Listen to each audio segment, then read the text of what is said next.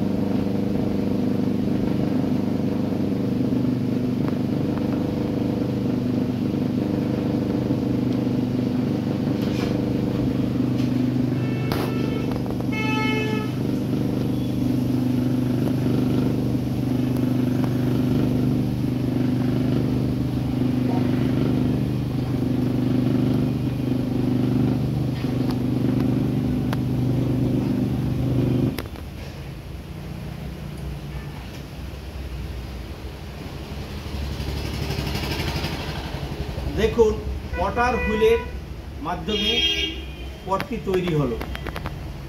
এখন আমি ফ্রি হ্যান্ডের সাহায্যে এটাকে একটু ডিজাইনিং মডিফিকেশন করব। দেখুন কিভাবে সেটা করছি।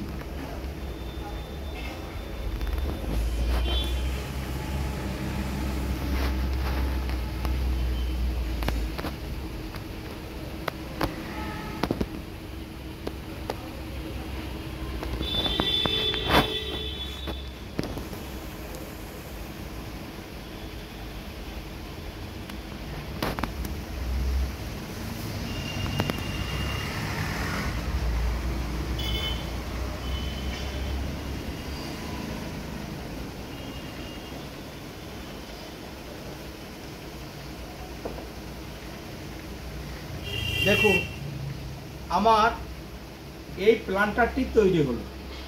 এই প্লান্টারটি আমরা এভাবেই শুধু যে কোনো প্লেসে বসাতে পারি।